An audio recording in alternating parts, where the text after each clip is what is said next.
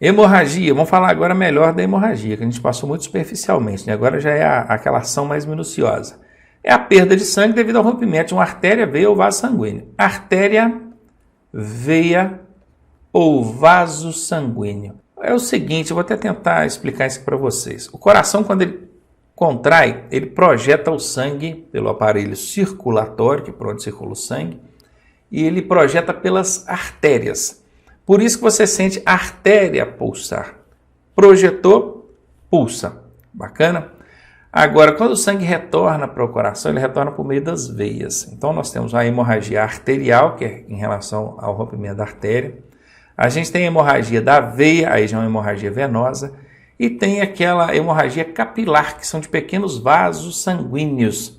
Não precisa nem dizer que a hemorragia arterial é mais perigosa, mais grave, né? No momento que o coração contrai, ele projeta o sangue pela artéria. Um rompimento de uma artéria, o sangue sai esguichado. O negócio é feio. Tá aqui, ó, acabou de falar. Ó. Hemorragia arterial, que é da artéria. Tá aqui, ó, mostrando o sangue sendo esguichado. Tem a hemorragia venosa, que é da veia. Aí o sangue já sai mais escorrido, já são sangue mais escuro, já querendo coagular. E tem aquela de vasos sanguíneos, né, que é a hemorragia capilar, são sangramentos menores. Bacana. As artérias são as mais perigosas e difíceis de ser controladas, as arteriais, aliás, né? As hemorragias podem ser internas, é onde você não vê a origem do sangramento, é uma lesão interna, pode ser uma hemorragia no estômago, nos pulmões, a gente não está vendo aonde acontece o sangramento, a origem do sangramento.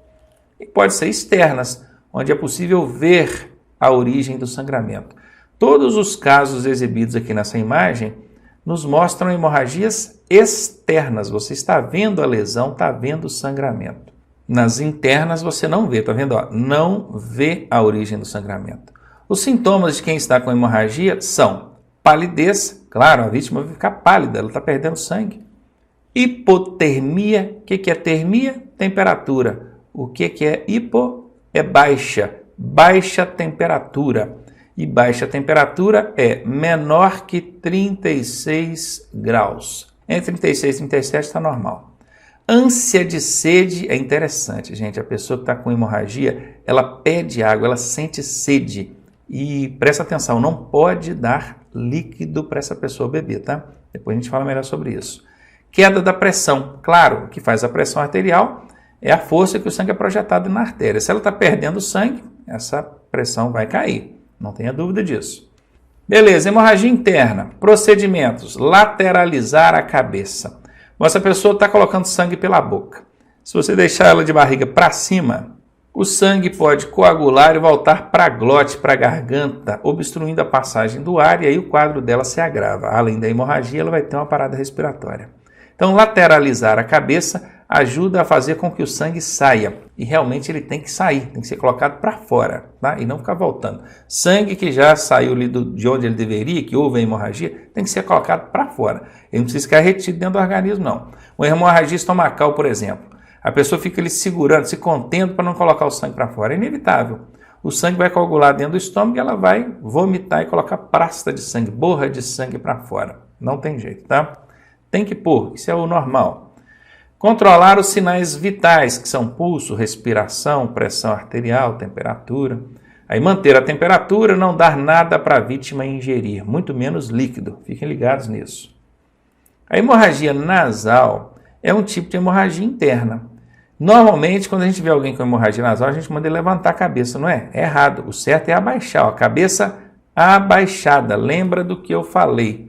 A hemorragia, o sangue tem que ser colocado para fora, ele não tem que ficar voltando para dentro das vias aéreas, não, tá bom? Comprima as narinas da vítima, assim como a moça está fazendo aqui, ó. Pega um pano, faça compressão por cerca de 10 minutos e o sangramento tende a estancar, ou pelo menos diminuir. Gelo ou compressa gelada sobre a região das narinas ajuda a diminuir a circulação sanguínea e, consequentemente, a reduzir o sangramento. Utilize EPI, equipamentos de proteção individual. Essa moça está usando aqui, ela está com luva, tá vendo? Evite contato direto com sangramentos ou secreções. Já na hemorragia externa, agora aquela que a gente vê, as providências são comprimir o local. Pegue um pano limpo, coloque sobre o local e faça compressão forte por 10, 20 minutos. E há uma tendência do sangramento se estancar, ou pelo menos diminuir. Se a região onde foi a lesão ali não tiver fratura, você elevar quer dizer suspender, levantar o membro, ajuda. Por quê? Claro, isso aí é questão de física, né? A gravidade. O sangue, ele tem uma tendência, o sangue, qualquer outra coisa, né? Ele tem uma tendência de descer, é a gravidade, levando ele para baixo. Se você eleva o braço que está lesionado ou a perna, o sangue vai ter dificuldade para chegar lá em cima, vai diminuir a circulação sanguínea e vai reduzir o sangramento. Concorda? Então é uma dica aí. Não utilize garroteamento ou torniquete. Garrote é quando você amarra um pano logo acima da lesão, né? Amarra um pano aqui, ó, bem apertado. Diminui a circulação sanguínea, sim, mas esse garroteamento executado de forma inadequada pode trazer sério comprometimento para aquele membro da vítima. Ele até existe, essa técnica existe, mas só deve ser utilizada por profissionais treinados. O torniquete é um garroteamento mais aprimorado. Você amarrou o pano ali, você vai colocar uma haste de madeira, um pedaço de pau, alguma coisa aqui, ó, atravessar debaixo desse pano e vai torcendo como se fosse uma torneira. Isso é o torniquete. Quanto mais roda, mais aperta, e chega ao ponto que corta totalmente a passagem de sangue ali. Só que tem uma série de técnicas para usar esse tal de torniquete. Aqui na canela, por exemplo, nem poderia, porque aqui tem 2 ossos, não pode. Teria que usar, então, se fosse o caso, nessa lesão, teria que usar aqui, ó, no fêmur, na coxa. E tem uma série de técnicas que acabaram inviabilizando o uso desse recurso. Então, hoje, se na sua prova perguntar garroteamento ou torniquete, você fala assim, ó, não, socorrista leigo não, só profissional que pode, com o devido treinamento e devido equipamento. Ainda falando sobre hemorragia, agora o choque hipovolêmico. O que é hipo mesmo, gente? A galera que está treinada aí, hipo é baixo, volêmico é de quê? De volume, baixo volume de sangue, pouca circulação sanguínea. Isso provoca o chamado choque, estado de choque ou choque hipovolêmico. É o estado de depressão do organismo em razão do baixo volume sanguíneo. Bacana. Quais são os sintomas? Isso aqui pergunta em prova direto. Sintomas de choque hipovolêmico. Pele fria e pegajosa. Você põe a mão na vítima, ela está colando, a pele dela está gelada. Sudorese, principalmente na palma das mãos e nos pés. Sua demais, aquele suor frio. Pulso fica rápido e fraco, presta muita atenção nisso. Apesar do pulso ficar fraquinho, porque o volume de sangue diminui, ele fica acelerado e seu coração trabalhando mais para tentar suprir de sangue aqueles órgãos que precisam de sangue. O volume de sangue está baixo, aí o coração pensa assim, gente, tem pouco sangue, eu tenho que trabalhar muito aqui para mandar sangue para todo mundo. Aquele pouco que tem que trabalhar muito para distribuir para todo mundo, fazer o sangue circular. Por isso que ele funciona mais acelerado, mais rápido, entendeu? Mas fica fraquinho, porque o volume é baixo, é pouco. Então entenda isso. O pulso fica rápido, tá? Ele não fica lento, não, ele fica rápido. O coração tem que trabalhar mais rápido para dar conta ali de alimentar os órgãos que precisam de sangue. E fica fraquinho, porque tem pouco sangue. A pessoa fica pálida, lógico, ela perdeu sangue. Consequentemente vai sofrer calafrio, você vai ver ela tremendo, né? Tremores. A respiração dela fica curta, rápida e irregular. Não fica aquela respiração uniforme. Ele fica irregular, curta, rápida, aquela coisa de quem está com problema mesmo, você logo percebe. Bom, o que fazer nesse caso, hein? Identifique e controle a causa do choque. A causa é perda de sangue. Baixo volume de sangue, perda de sangue. Se é uma hemorragia, e você consegue identificar essa hemorragia, contenha o sangramento. Isso já vai ajudar aí a amenizar o problema. Afrouxe as roupas e mantenha a vítima ventilada. Por que afrouxar as roupas? Porque pensa, o volume de sangue já está baixo. Se ela estiver com a roupa apertada, atrapalhando o sangue a circular, aí piorou, né? Mas mantenha a vítima ventilada, evite gente curiosa em volta, deixe o ar correr, de preferência abane ar ali, para ela ter bastante ar, poder ventilar e manter o sangue bem oxigenado. Coloque-a deitada com a cabeça mais baixa que o restante do corpo. Aqui nem está adequado, né? Porque colocou aqui um travesseiro e não pode. Na verdade, está tirando, né? Parece que essa pessoa que está vindo aqui atrás, tem uma mãozinha aqui, ó, retirando o travesseiro, porque a cabeça tem que ficar mais baixa que o resto do corpo. Vou até explicar por quê. Porque como o volume de sangue é pouco, é baixo, a gente precisa suprir aqueles órgãos que precisam, né, que são essenciais à vida. E o cérebro é um deles, até para a pessoa se manter consciente. Então tem que chegar sangue na cabeça. Agora imagina, mais uma vez eu vou usar aqui a lei de Newton, né, a lei da gravidade. O sangue ele tende a descer, tudo tende a descer por conta da gravidade. O que faz o sangue circular é o coração bombeando ali. Agora imagine, se a pessoa estiver com a cabeça para baixo, o sangue vai chegar com muito mais facilidade na cabeça. Concorda? Isso é importante. Mantenha essa região cerebral com circulação sanguínea, consequentemente oxigenada. Então, cabeça mais baixa que o resto do corpo. As pernas, olha, eleve os pés por cerca de 30 centímetros. Ó, essa figura aqui ilustra bem o que a gente tem que fazer. Cabeça para baixo, pernas sobrelevadas, e essa pessoa aqui, ó, com a mão no pulso, controlando aqui o tempo para ver o controle aqui da pulsação, sinais vitais. Ela está de olho nos sinais vitais dele, ó, pulso, respiração. Esse aqui que tem que ser o procedimento. E por fim, monitore os sinais vitais, exatamente o que a gente acabou de falar aqui. Então, ótimo, vimos aí sobre o choque, estado de choque da vítima, quais são os sintomas, o que fazer e qual o motivo que leva essa vítima a entrar em estado de choque. Temperatura corporal, essa aqui é facinha, né? Febre é quando a pessoa está com mais de 37 graus. Hipotermia é quando ela está com menos de 36. Então vejam bem, ó, o adequado é quando ela está com 36 a 37. Tem gente que fala assim, eu estou com 37 graus de febre. 37 ainda não é febre, né? É acima disso, ó, mais que 37 é febre. Entre 36 e 37 é normal. Se deu 36.1, ponto 2, ponto 3, ponto 37, deu 36 até 37, tudo normal. Passou de 37, é febre. Baixou de 36, hipotermia. O que é hipo mesmo, gente? Hoje já falamos algumas vezes disso, não já? Hipo é baixa. Termia é temperatura. Hipotermia, temperatura baixa. Bacana, e o que fazer em cada caso, hein? O que é a febre? Febre é temperatura alta. O corpo da pessoa está muito quente. Então o que você tem que fazer para baixar a temperatura do corpo? Desagasalhar a vítima. Desagasalhar é tirar o agasalho, tirar a roupa. E o curioso é que a pessoa que está com febre, ela sente frio, porque o corpo dela está muito quente, o ambiente parece frio para ela. Essa é a sensação que ela tem. Então, se você for olhar a vontade dela, você vai colocar um cobertor sobre ela, não é? Mas não é o adequado. Para baixar a temperatura, você tem que desagasalhar. Você deve ter observado isso. Se você tem algum parente em casa que já passou por uma febre ou coisa do tipo, levou lá no hospital, o que o enfermeiro ou o médico faz imediatamente? Desagasalha a vítima. Ela vai sentir frio, mas a temperatura vai abaixar e essa é a finalidade, baixar a temperatura corporal para trazer ali, para estabilizar entre os 36 e 37. Então já sabe, apesar da vontade da vítima de ficar toda agasalhada, você não vai fazer isso. Ela está com temperatura alta, então tira o agasalho dela. Banho na temperatura corporal. Qual que é a temperatura corporal? Essa aqui é 36, 37, é um banho morninho. Mas eu cheguei lá no hospital, o médico mandou dar um banho frio. Bacana. Pode, baixa a temperatura de uma vez, né? A queda brusca de temperatura. Estava lá em 39 graus de febre, tomou aquele banho frio, baixou na hora. Ele inevitavelmente vai baixar.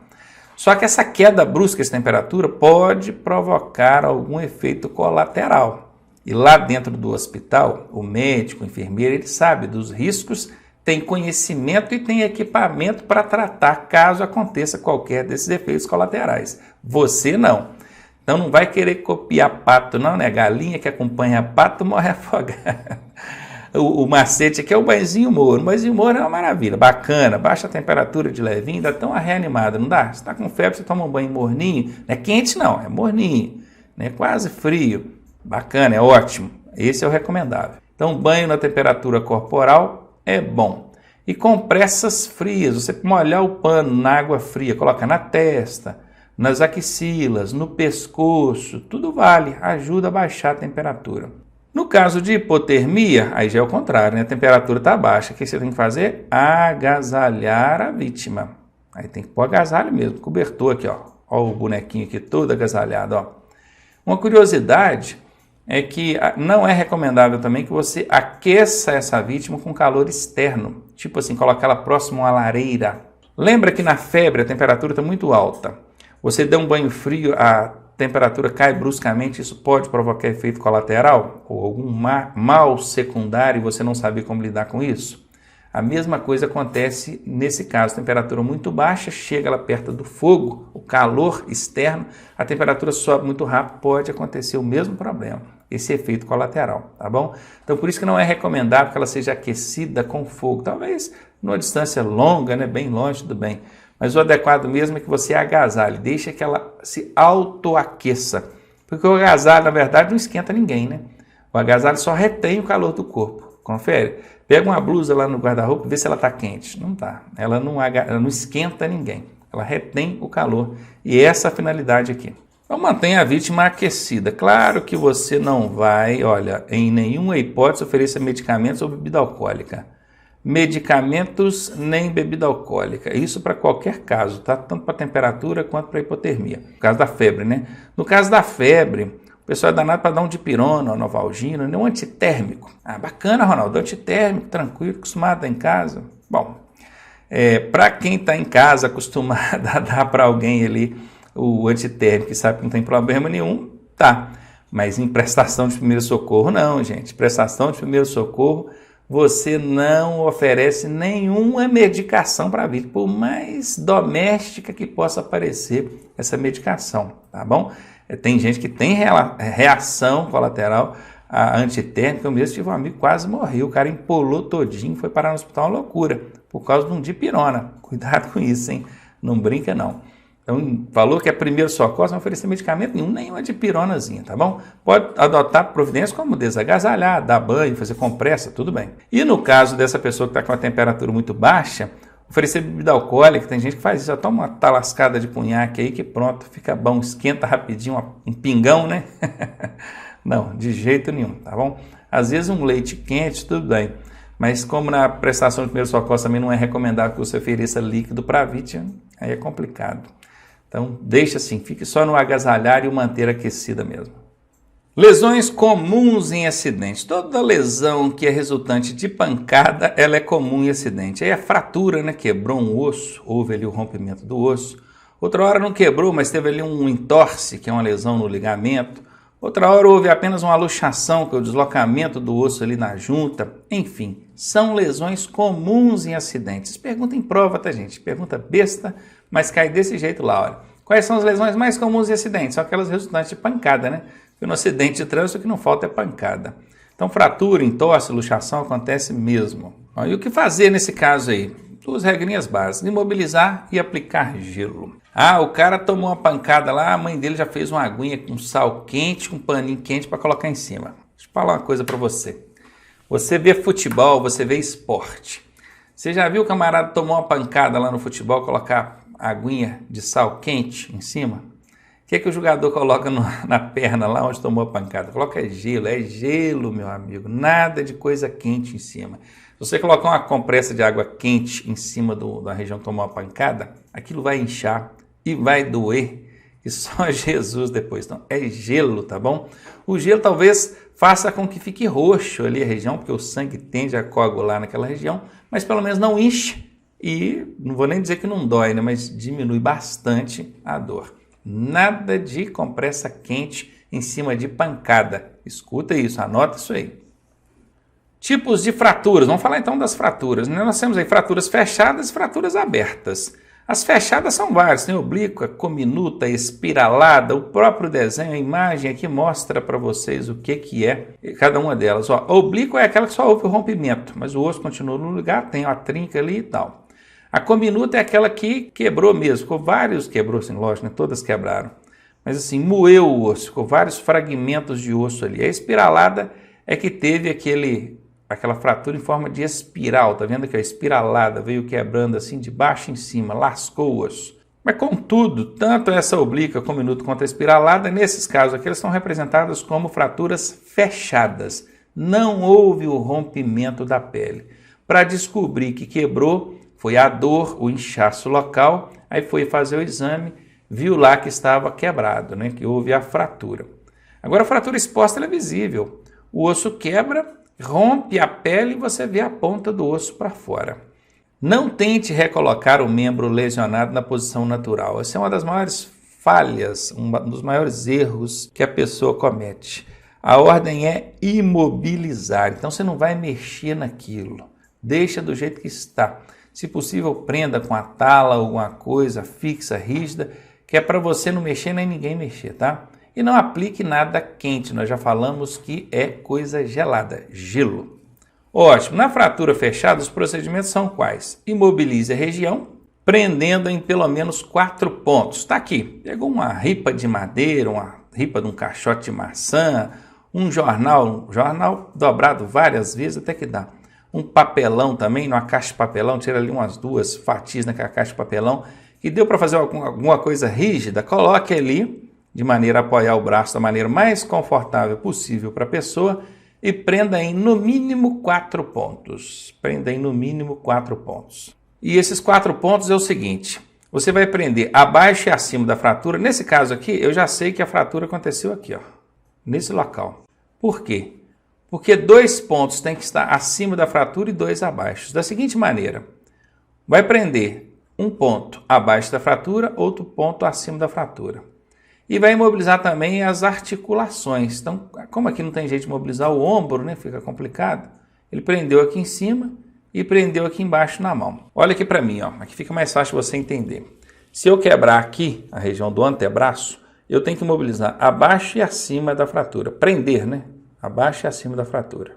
Bacana, a fratura está aqui, eu prendi abaixo, prendi acima. E eu preciso imobilizar também lá na articulação. Então eu vou imobilizar aqui, ó, depois do cotovelo e aqui, na mão. Você já observou que quando a pessoa quebra a mão, o médico engessa até no antebraço? Por isso, porque ele tem que imobilizar as articulações que estão acima e abaixo da fratura. Tá? Se ele quebrar o antebraço, o médico vai imobilizar até aqui em cima. Porque tem que imobilizar a articulação que está abaixo, que é a do punho, e a articulação que está acima, que é a do cotovelo. Se ele quebrar o braço, vai ter que imobilizar o ombro aqui todinho. Entendeu? É assim que funciona. Então imobilize, a ordem é imobilizar e prenda em no mínimo 4 pontos. Aplique gelo para amenizar a dor e o inchaço. Improvise uma tipóia para o apoio do membro fraturado. Isso no caso de ser a fratura no braço, né? Aqui está ensinando uma técnicazinha para fazer uma tipóia com pano. Olha, ó, coloca o pano de forma triangular, né? Pega essa ponta aqui, ó, passa ela por cima aqui do ombro, dá um nó, aqui, ó, apoiou, ficou bacana. Olha que legal. Ficou até bonito, né? Pois é uma das formas de você improvisar aí uma tipóia, isso para o apoio do braço. Se for uma fratura aberta, os procedimentos são os mesmos. A única diferença é que você vai ter que fazer um curativo sobre o ferimento, né? Porque aqui não pode ficar exposto, né, a micro-organismos, a sujeira, poeira, e também para conter o sangramento, né? Faça ali uma compressa em cima ali, um pano aqui para tentar conter esse sangramento. Então faça um curativo sobre o ferimento, controle a hemorragia, controle os sinais vitais. Imobilize como nas fraturas fechadas, que é abaixo e acima da fratura, na articulação acima e na articulação abaixo da fratura. Não tente recolocar o osso ou membro lesado na posição natural. A ordem é, está bem destacado aqui, imobilizá-lo. Então, se você for tentar, vou tentar botar esse osso aqui para dentro para poder imobilizar. Nada disso. O negócio é imobilizar, é não mexer. Não mexer e não deixar que ninguém mexa, nem mesmo a vítima. Aplicação de bandagem. Bandagem é isso que vocês estão vendo aqui, ó. Aqui na mão, no braço. Por incrível que pareça, isso pergunta em prova também. E é um recurso simples que a gente pode utilizar em prestação de primeiros socorros. É bem útil. Os procedimentos são, a região deve estar limpa e os músculos relaxados. Presta atenção nisso, hein? Região limpa, músculos relaxados. Imagine, a pessoa está lá toda contraidona e você vai e aplicou ali a bandagem no braço dela. Acabou de aplicar, estava tudo justinho, ela vai folga a musculatura que fica tudo frouxo, solta. E tem que estar limpo. Limpe a região, peça para ficar relaxada, aí vai e aplica a bandagem. E mais? Comece a enfaixar da extremidade para o centro. Tá vendo esse desenho aqui? Ele está mostrando a maneira incorreta de fazer. Ele começou a enfaixar aqui em cima e foi enfaixando, foi enfaixando. Ele está enfaixando do centro para a extremidade. O que vai acontecer aqui? Presta atenção. Se eu começar a enfaixar aqui, e for enfaixando, for subindo, o que está acontecendo? Eu estou prendendo o sangue aqui, ó, na ponta da minha mão, ó, dos meus dedos. Quando chegar aqui, eu já não estou aguentando mais. Então, por isso tem que enfaixar da extremidade para o centro. Extremidade é a ponta, da ponta para o centro, e não do centro para a extremidade. Pegou aí? Então, ótimo. Enfaixar da extremidade para o centro. Enfaixar da esquerda para a direita. Aí já é uma questão de técnica, né? Vamos supor, eu estou aqui, ó, a minha esquerda está aqui, a minha direita está aqui. Então, eu vou fazer isso, ó, esquerda para direita, esquerda para direita. Certamente, por conta de, na hora de tirar, fica mais fácil para a própria pessoa retirar. Então, são esses os procedimentos. A bandagem serve aí para firmar um curativo, imobilizar um membro fraturado, serve também organizar ali uma tipóia, tem várias finalidades, utilidades aqui, esse tipo de recurso, esse tipo de bandagem. Amputação de membro é outra que vez ou outra cai em prova aí. A ordem é: proteja o ferimento e controle a hemorragia. Veja, esse cara que perdeu a mão, ó, né, é uma coisa mais grave. Na prova tem um que cai direto aí que é do dedo. Foi fechar a porta, aí amputou o dedo. O que faz, né? Vamos considerar aqui que é só o dedo do rapaz que caiu, não é a mão toda não, só o dedo, vamos lá. Proteja o ferimento e controle a hemorragia, porque se teve uma amputação tem hemorragia, tem sangramento, tem que controlar isso aí. Envolva a parte amputada em panos limpos. Em seguida, coloque dentro de 2 sacos plásticos. Por que tem que ser 2? Porque esse membro amputado não pode ter contato direto com o líquido, senão ele vai perder o sangue que tem ali nele e não vai poder ser reaproveitado. O fato de você colocar no gelo ajuda a conservar, mas não pode ter contato direto com o gelo. Por isso tem que colocar 2 sacos plásticos, para não correr risco de um daqueles sacos perfurar e o líquido entrar ali, né? A água do gelo derretido. Então colocou no pano limpo, bacana. Quer colocar no gelo? Coloque dentro de 2 sacos plásticos e leve junto com a vítima para o hospital. Não pode ter contato direto com o gelo. E aqui está, ó, atenção, não coloque a parte amputada em contato direto com o gelo. Está aqui, foi o que eu acabei de dizer. Agora, queimaduras. São lesões produzidas nos tecidos de revestimento do corpo e podem ser causadas por agentes térmicos, produtos químicos, eletricidade, radiação do sol. Os agentes térmicos aqui, o fogo, por exemplo. Produtos químicos, qualquer produto químico, ácido, por exemplo, pode provocar queimadura. Eletricidade também provoca queimadura, dependendo da intensidade da descarga elétrica. E radiação. A radiação do sol, por exemplo, é uma forma de queimadura por radiação. As queimaduras quanto ao grau. Existe queimadura de primeiro grau, que pega apenas a região superficial. A queimadura de segundo grau, que aí já apresenta bolhas, tá? Que aí já pega também a derme. E por fim a de terceiro grau, que é a epiderme, aí já queima também músculos. E existe até a de quarto grau, que queima até o osso, mas na verdade para a gente aqui não interessa. Vai o primeiro, segundo, terceiro grau. Superficial, essa aqui, ó, superficial. Ela é muito comum em caso de exposição ao sol. A insolação que eles falam, né? Ficou todo vermelho, perdeu o líquido, porque a pessoa desidrata. Ela é uma queimadura superficial, ela não apresenta bolha ainda. A de segundo grau, aí sim, já dá bolhas, né? Aí já é queimadura que atinge a derme. E a terceiro grau, que é mais profunda, pega inclusive o sistema nervoso, que pelo fato de pegar aqui o sistema nervoso, destruir o sistema nervoso, que são os sensores da dor, em alguns pontos essa queimadura fica indolor, ou seja, não sente dor. Curioso isso, né? Pois é, porque destrói ali as fibras nervosas do local onde houve a queimadura e é justamente por meio do sistema nervoso aqui que a gente sente a dor. E esse sistema foi danificado, rompido, lesionado. As queimaduras. A gravidade de uma queimadura é calculada considerando 4 aspectos. Eu não posso dizer que uma queimadura de terceiro grau é a mais grave. Não. Às vezes uma queimadura de terceiro grau na mão e a pessoa está com a queimadura de primeiro grau no corpo inteiro. Qual que é mais grave? A de primeiro grau no corpo inteiro, entendeu? Então alegar ou dizer que é o grau da queimadura somente que determina a sua gravidade, isso não é verdade. São 4 aspectos a serem considerados aí. O grau, sim, tem que considerar. A localização da queimadura, tem alguns pontos bem críticos, tá? No corpo humano. que é altamente perigoso, a idade da vítima e a percentagem da área atingida. Tá vendo esse SCTQ aqui? É superfície corporal total queimada. E como é que a gente calcula essa percentagem da área atingida, esse SCTQ? Aqui nós temos um protótipo, um boneco, e o corpo ele é todo dividido em partes de 9, são a regra dos 9. A cabeça, ela toda, pegando face e parte de trás e laterais toda, a cabeça toda, ela equivale a 9% da superfície corporal total. Os braços, os dois juntos, somente a parte da frente, equivalem a 9%. Quando você pega a parte de trás, os dois braços equivalem a 9% também. Para simplificar, ao invés da gente dizer assim, os dois braços na parte frontal, você pode dizer que cada braço, ele todo, a parte da frente e de trás, equivale a 9%. Vou até fazer isso aqui, que é para facilitar. O braço, ele todo, 9%. O braço todo, parte de frente e de trás. Tá? Tanto um quanto o outro, 9%. Se queimar só a parte da frente, então você já sabe, é 4,5% ou 4,5%. Por isso que aqui a regra colocou 4,5%.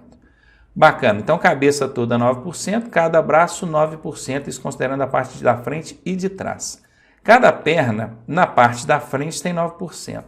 9% nessa perna, 9% nessa perna. E na parte de trás também, 9% nessa perna, 9% nessa perna. E quando você chega na região torácica e abdominal, o peito é 9%, as costas 9%. A barriga aqui, região abdominal, 9%. E a região lombar, aqui atrás, 9%. E se você somar tudo, 9%, vamos contar aqui, cabeça, 9, então deu 1. Cada braço, frente e trás, mais 1, então são 2 braços, então coloquei 2 aqui. Cada perna vai dar 9% na frente e 9% atrás, então são 2 pernas, uma perna, frente e trás, e a outra perna, frente e trás. E agora vamos para a região da torácica aqui e abdominal, no peito, 9%, na barriga 9%, nas costas 9%. Ainda faltou uma, nas costas e na região lombar aqui, mais uma. Ficou assim, 11 vezes 9. 11 vezes 9 é igual a 99%. Poxa, eu somei tudo e não deu 100%. Cadê o 1%? Tá aqui, Conseguem perceber aqui, 1%, área crítica. Então aqui chega nos 100% da região total corporal queimada. Então o corpo ele foi todo dividido assim, em partes de 9%, e com isso você consegue chegar a um cálculo próximo da região, da superfície corporal total queimada. Só você ir somando aqui as regiões que foram atingidas para poder chegar ao total. E aí o que acontece? O que é de alto risco? Queimadura de terceiro grau com mais de 10% de SCTQ. Você já sabe o que é SCTQ. Se eu tiver uma queimadura de terceiro grau só na parte de trás da perna, ainda não é de alto risco, porque só deu 9%. Agora, se for nas duas pernas, aí sim, aí já deu 10% e é alto risco. Uma queimadura de primeiro e segundo graus com mais de 25% de superfície corporal total queimada. Primeiro e segundo grau, para ser considerado de alto risco, tem que ser mais de 25% de SCTQ. Na face, nas vias respiratórias e nas genitálias é de alto risco. E por fim, em crianças e idosos. Então tá aí mostrando para vocês como é que calcula-se a gravidade de uma queimadura.